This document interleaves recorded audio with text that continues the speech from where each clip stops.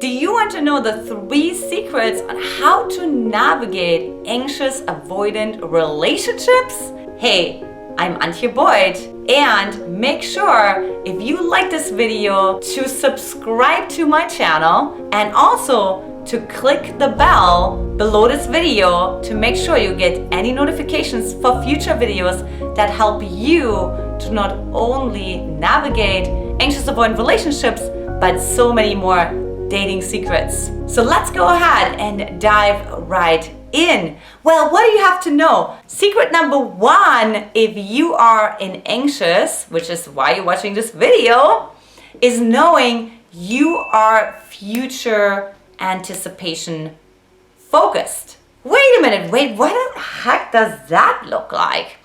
Okay, so what that means is you're living in the future.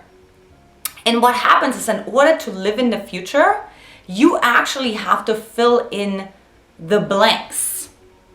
So you're not actually present with the man right in front of you, the signals he's sending you, but you're really sort of like more married to his potential, who he is.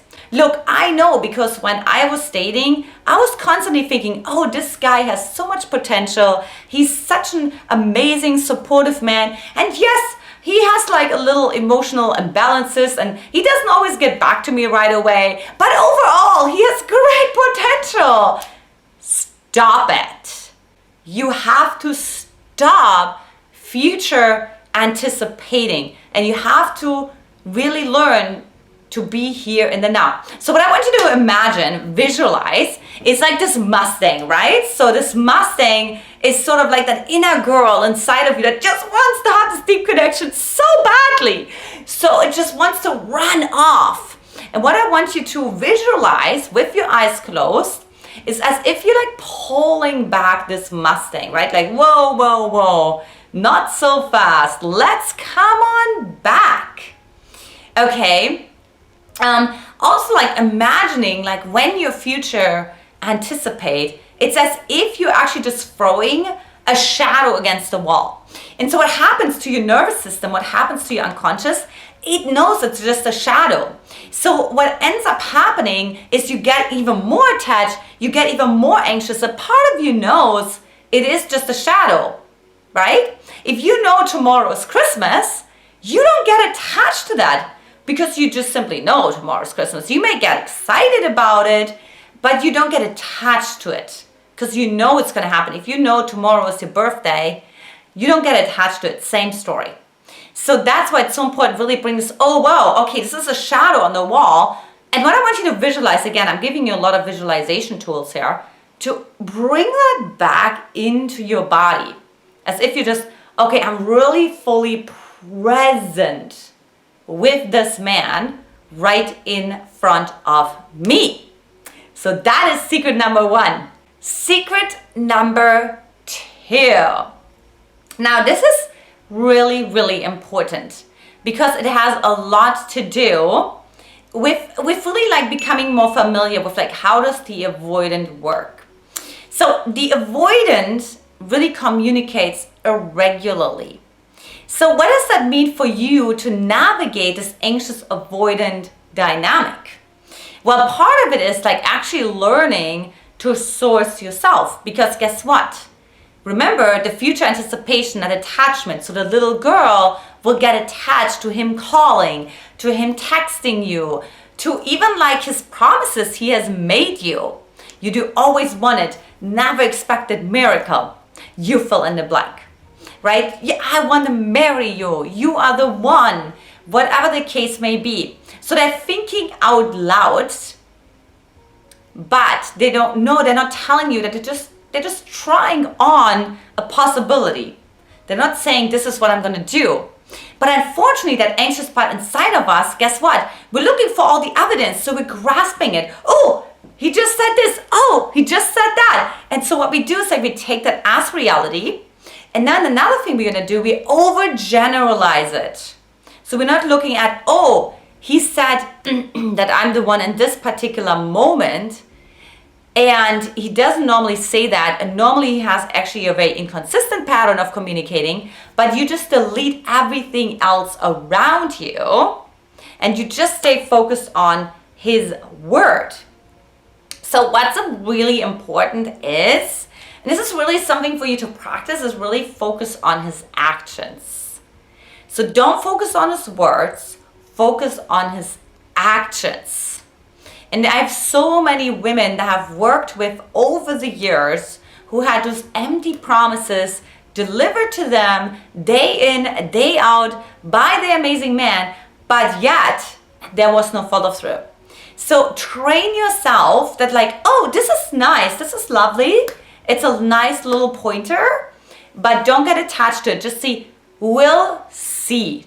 Okay? So just practice that with me right now. We'll see. And so what that does is really like, you will see it. You will see his actions. Are they congruent? So, and the secret number 3 on how to really deal with an avoidant is actually knowing that this man is really, really scared of intimacy. So sometimes I watch Temptation Island. I don't know if you guys watch that, but we're just watching the most recent season. I don't know what season that was. But it's this really avoidant guy, right? Who's like, oh, I have her in the bag. I just give her some crumbs. I don't really have to be much there for her, right? Like, because I don't really have to, right? I don't have to put that much effort into it. So I don't.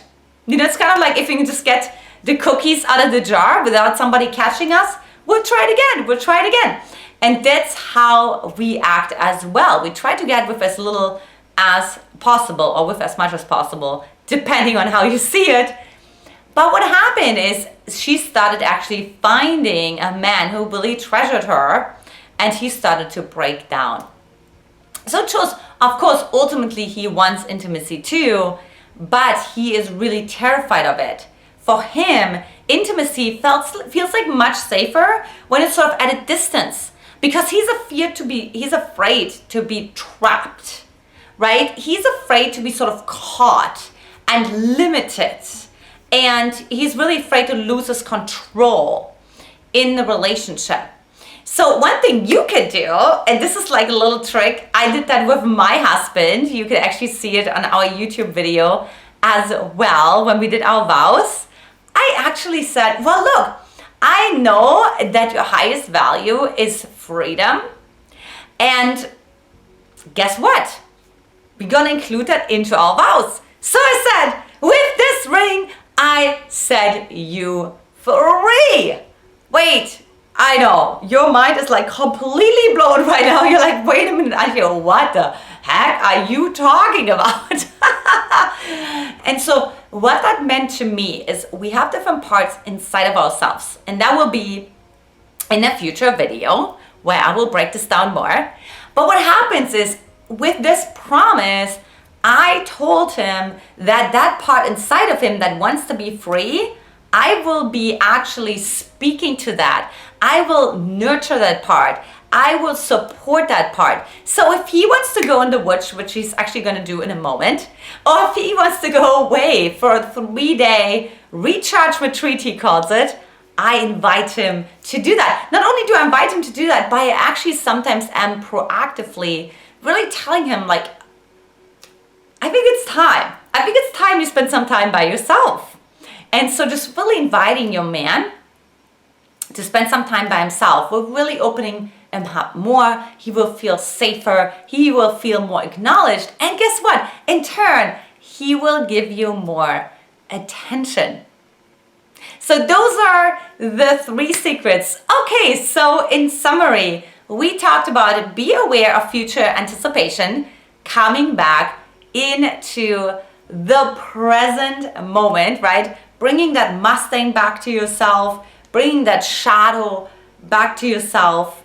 Number 2 is really paying attention to his actions, not his words, his actions. And number 3 is integrating his need for freedom and his fear to be trapped into your relationship. How can you make it a healthy, interdependent relationship as well. And of course, I have a video right up there for you on a video of interdependence if you want to learn more about that. So if you wonder, gosh, Antia, this is great. I learned so much today. It's really blown my mind, but I still don't really know how to overcome my own insecurities, my fear of abandonment, and what to do if my man doesn't respond to me. I just don't know how to shift that. I understand it on a mental level, but viscerally, I'm just doing something different. Then I invite you to come on Magnetize the Man heart-to-heart call with me, where we get crystal clear on what it is for you. What are your pattern? We're gonna map it out. Where's your resistance coming in? What's your pleasure ceiling like? And how much do you allow yourself to truly connect with your authentic emotions? So if you're like, gosh, I'm totally in for that, Antia, sign me up. I invite you to come to magnetizetheman.com/call. That is magnetizetheman.com/call. The link will also be in the comments below. And of course, don't forget to subscribe to my YouTube channel as well.